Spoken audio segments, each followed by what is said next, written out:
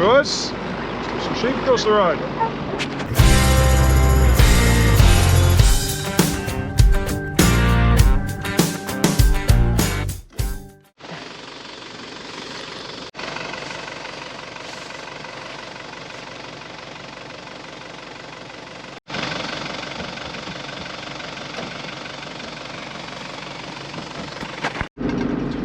Well, g'day guys, and welcome back to the channel. Sorry about that, we had battery issues again. Had 20% left and I thought it was flat, but that's alright. We've got a little bit of footage of them crossing the road there.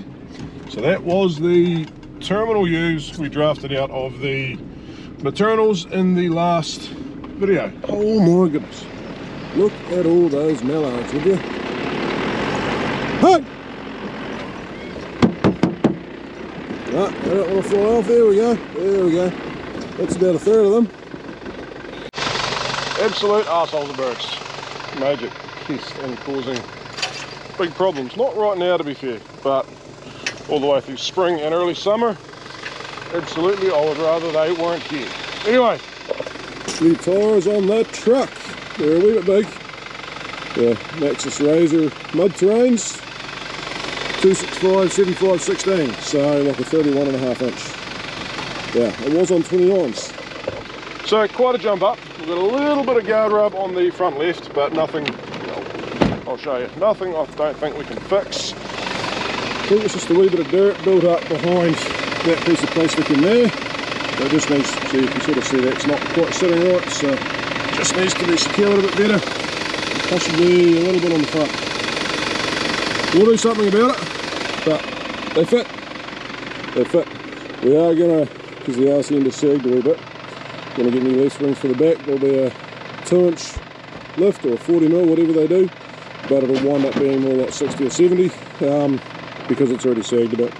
And that will lift that ball height to a better height for the boat. It is now lacking a little bit of power on the road, the bigger tyre size, but that was to be expected. Should I have gone for a 70 profile? Possibly, but I didn't, because on the farm I want the bigger one so I can run them at lower pressure and get more footprint, make less mud and drive it for longer, because we all know I'm not a big fan of quad bikes. But anyway guys, we're going to get these sheep out here in that you can't see, because they are the maternal Romneys in the earlies and they have done their first cycle. Sort of finishes today. We possibly should do this a day later, but I'm not. Those ewes are going to get that black tag in the rear, and then they're going to go to the other terminal earlies and stay with the 3 Southdowns that are in there. The 3 Romneys that are in here are going to go with that big mob of ewes we drafted up last time, along with some other rams which are just hiding up in that corner right there. So a wee bit to do, but not a huge amount. And yeah, consolidation of mobs, so that makes life just that little bit easier when we start talking about using silly string. Yeah, it's called silly string for a reason, because it makes your mind go all silly. By the end of winter, we sort of put it away and vow we're never ever going to use it again. But then we get that 6-month period where we're like, well, we haven't had to use it, it's okay, we'll try again. Right, let's get into it. You all set?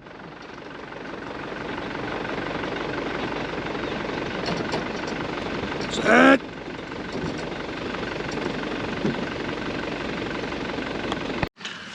What are you limping for, fella? Maybe not. Anyway, there's the rams in the yards.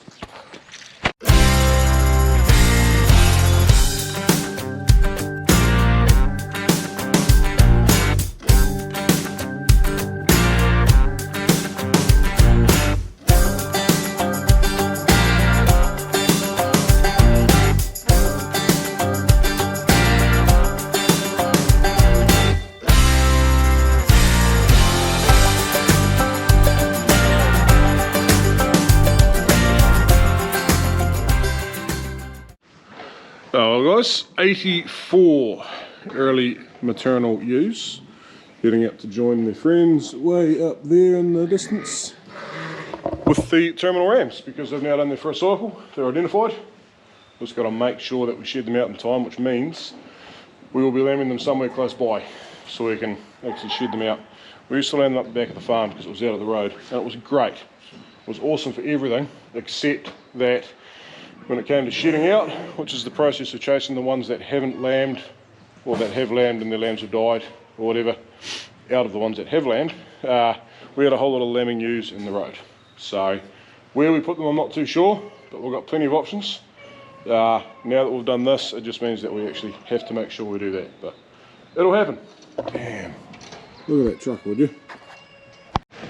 Boys are getting a bit rowdy. Gonna start scrapping each other. Right. Full draft. You're eager to go, eh? Big old man at the front wants to do have some fun. Come on, fellas.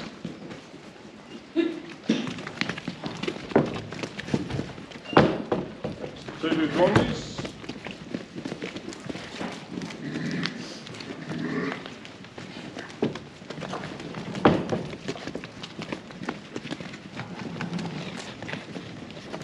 Come on.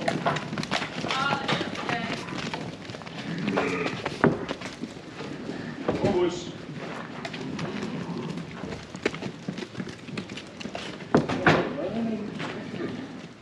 There you go.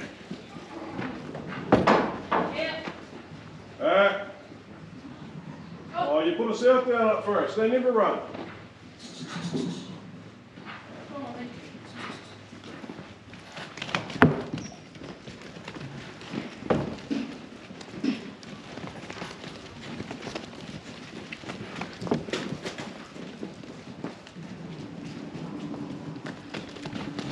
Right, something that's becoming very apparent is that we have far too many rams, because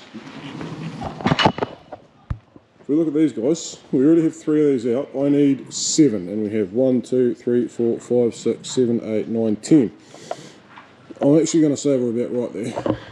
Because when I look at that, I actually think 3 of them are old polies. Polies don't last very long. That's all right, we will get them sorted up. But first, I'm going to sort these boys up, so we're going to count. There's quite a few of these fellas here, and there's mixed values of genetics. So we'll talk about that in a minute. Come on, fellas. 2, 4, 6, 7, 8, 10, 12, 14, 16, 18, 19. So when I say mixed values of genetics, we should have 12 here that cost us $2,000 each. Because they're the top tier rams from the ram breeder. The rest before that, I think there was 1 year or 2 years we were second tier from the bottom. There might have been 1 year in between we were second from the top, I can't remember. But yeah, we'll just put them in the race and check their ages.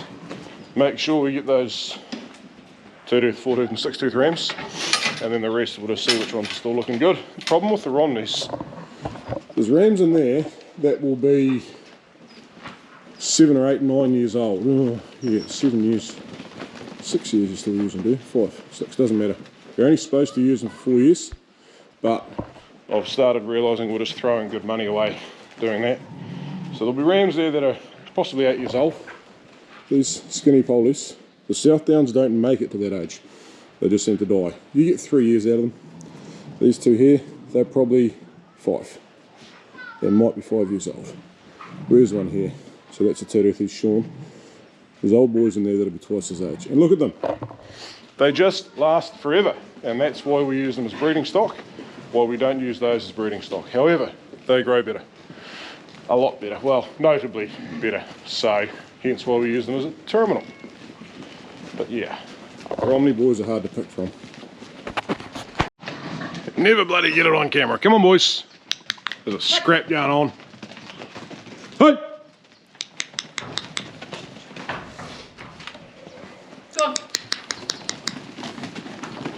So we don't need to check the Sean ones because we know what they are. It's just the other boys. We'll shut that gate up the front, eh? Righto guys, so shoot the Wyndham cereal shut down for me. Got some more spray because we didn't have any red. Now for the fun part, please don't run through me. Please turn around. You're not going to turn around, are you? I reckon you're an old boy. I reckon we'll leave you for now. Yeah. What are you?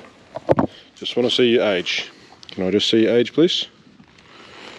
Hey, I just need to have a look. I'm not going to do anything else. 22. Righto, bud. Yeah, I'll hold you still to do this if you can. Right, so you're going to go out. Where are you, wee fella? Hey.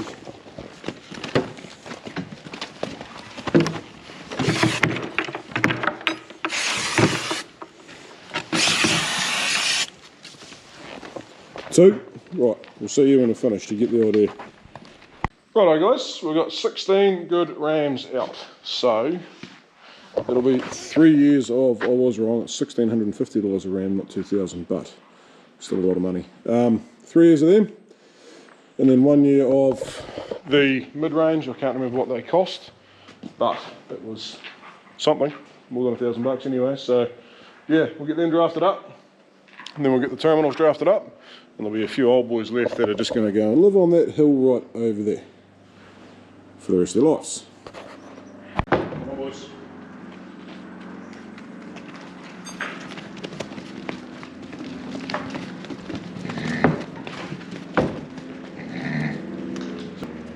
There you go.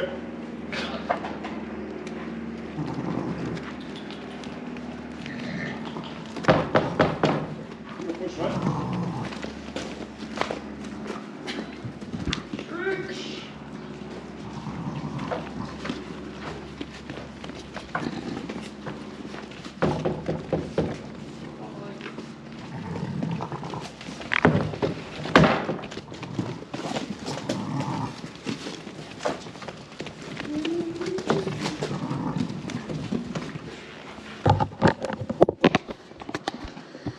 Quit scrapping. You'll be able to burn all that testosterone off real soon. There we go. There's the tagged and identified maternal earlies going out with the terminal earlies. Still a bit of feed in there by the looks. Kind of feel like I've stuffed this up a little bit because now there's 3 Southdown rams in there. I kind of want 3 rams in there. They're second cyclers, and I feel like I should have put poultries in there, but I don't know because they're the earlies, and we want early lambs from the earlies. And Southdowns give you early lambs. They do give you big lambs. Pole Dorsets give you big lambs. Yeah, the Southdowns give you early lambs more so than big lambs, but they do give you big lambs. The Pole Dorsets give you big lambs more so than early lambs, but they do go reasonably well early as well. So it's a bit of a juggle, but I don't think there's any lambing issues with the Southdowns, but the Polies definitely come out very, very easy, and the Tudors are our maiden ewes, so I think we're probably better off just leaving things as they are. That woolly one there needs Sean, but she'll get that in a few weeks. One Southdown out there looking good. Saw another one over there somewhere before. There's about somewhere. There's the other fella. He'll be somewhere. Oh, they know where they're going. Boys are like, yes, let's go. May need to fix that broken wire one day soon. Anyway, the boys are in with the terminals, but they've only got 10 each there.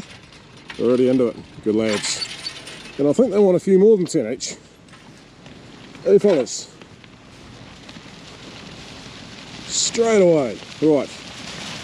There you go. Another mob mixed up. 2 mobs mixed up. Good work, Steel. Good go.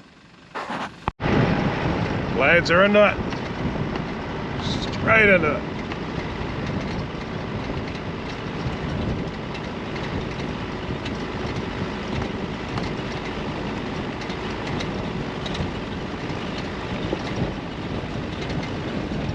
It's looking pretty reasonable to them. There's plenty of feed in here and for them in here for another couple of days. So I think things are starting to fall into place for winter, guys. Starting to.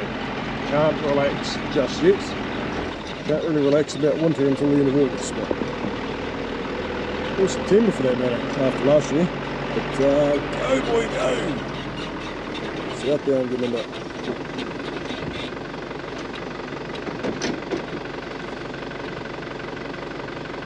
Oh, the Tudors are being a bit, they're rejecting him. Bloody hell. Poor fella. He's like, where are you? Where are you? We'll get out of here and leave them be. I'm pretty sure they know what their job is. Oh, these boys know what they want. They want that! Don't yous? Hey, just let me open the gate. There you go, boys. Time to have some fun, eh? Well guys, bit of something different this afternoon. Just shot over to the vets for drenching lambs tomorrow. The works lamb's done tomorrow. Hashtag knockout, hashtag that hurt, hashtag if you know, you know. Ouch. We're using a drench called Converge, which is levomisol and ivermectin. It's working well, it's working quite well, but it's our last option before we go to a triple or that permanently. That's $500 a drum for, what is it, 2,000 doses at a 50 kilo animal. I think, yep, that works out right. So you do the math on that. 25 cents a dose, is it? Something like that. Can't bother working it out right now. That's 3 times the price. Problem is, if we move to a triple, we're using everything apart from that. That's what we call a novel active, whatever it is. There's 2 of them, there's Startec and Zolvix. My plan is to use those as a knockout, so we will have some resistance to ivermectin right now. Everyone's got some resistance to levomisol, there's no doubt about that. Yeah, so the idea is using that once in the autumn when the worms are plentiful. Should give a good knockout to anything that's resistant to ivermectin, because that's the argument. When you build resistance to one active, you go to the next, and you should be pretty good at that, and you should get a fairly good period of time using that. 2 trains of thought. One is to mix the 2 together, the one you got resistance to and the next one. We always use levomisol as the main killer, and it'll kill 70 to 90%. It's the wee few on top that we're using these other ones to get. So yeah, one train of thought is use a triple or a quadruple now the vet tells me people are using. That's just bad news. My train of thought is to use lev, but remove the one you've got resistance to. So for us that's oxfendazole or albendazole, one or the other. The one we're using now is ivermectin, so that's got ivermectin in it, but it's going to be used as a knockout. Whereas what a lot of people are doing is using lev, albendazole or oxfendazole, ivermectin, not ivermectin, ivermectin, and the Zolvix or the Startec one as well together. Now that seems great, kind of, until you realise that when you have resistance to all 4 of those, you got nowhere else to go. What I'm hoping is that by using that, we'll extend the life of the ivermectin enough that we can not use oxfendazole or albendazole at all for quite a number of years, like maybe 20, maybe even longer. And then when ivermectin no longer works, which will happen one day, we can go back to the albendazole or oxfendazole. For those that use the New Zealand drench, it's the Arrest or I think Scander, don't quote me on that. Yeah, but that's tomorrow's job. Today's job, new sprayer is going to get used for the first time. As you can see, it's not new, but it's new to me. And it currently has 200 litres of metsulfuron mixed up in it. So let's go kill some gorse. Righto guys, now apart from a test run, this is the first time I've used this thing. So there'll be a whole lot of water in the hose. Oh, I don't even know how much hose I've got there. Quite a bit by the looks. Be quite handy actually. So we'll come all the way down here. I know there's one bush down here. Stay up the hill you. Be a whole lot easier to work with like that. Right. That's all this water. I'm not sure at what point the chemicals are going to start coming. Hopefully it starts foaming. But there's a lot of hose there.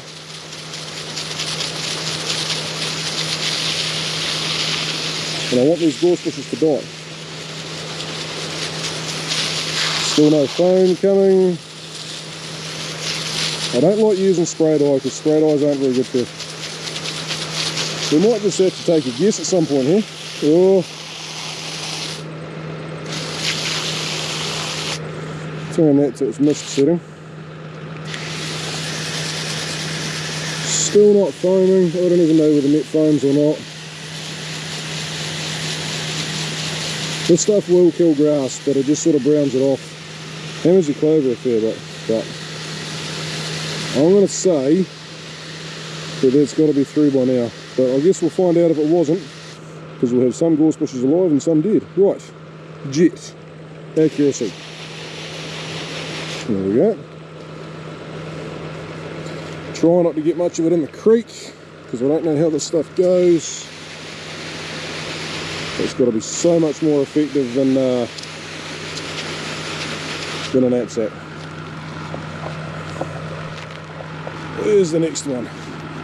This stuff here all got done with prills, just for the record, last autumn, and it actually grew as though it had been fertilised, which is amazing because we've had good results with the prills in the past.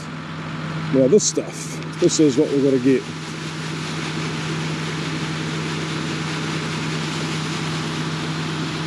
This is where a knapsack really struggles. And we'll get that from the other side too. Another one right through there.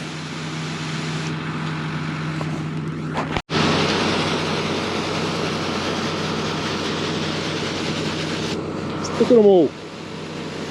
Little buggers. Right. Now along there. Done. Oh, that stuff all down there. Horrible shit. Damn you Scottish bastards. Right, up on top now, and a lot of this stuff is dead, and then it's just this patch. A lot of it's half dead, and that's a real concern. It was done with those Tordon 2G prills, which, like I've said before, they seem to work really well in small stuff, but not in this big stuff. Like I'd say that one's dead.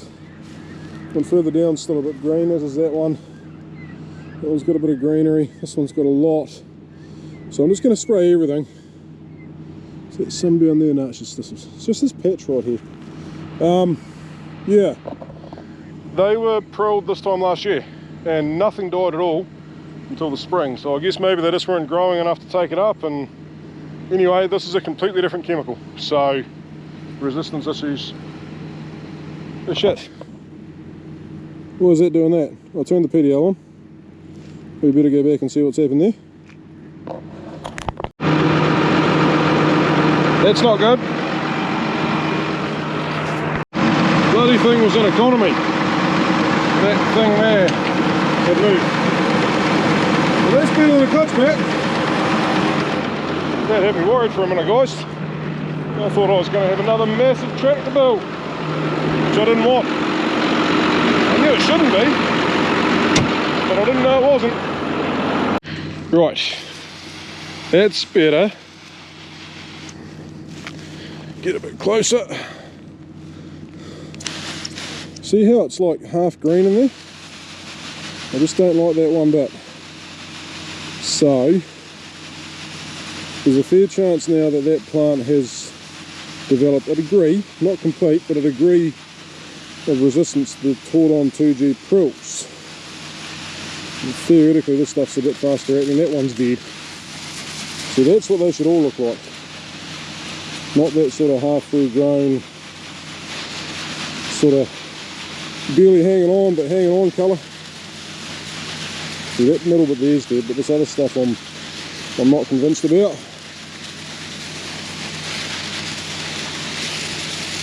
So he's dead, but we'll give him a go. That one, see, that one looks half alive to me, or 3/4.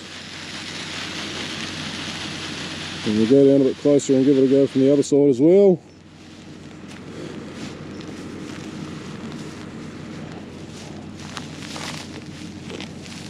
It's quite a steeply bank, this. Yeah, see, that's alive. So, it is currently, it won't be for much longer.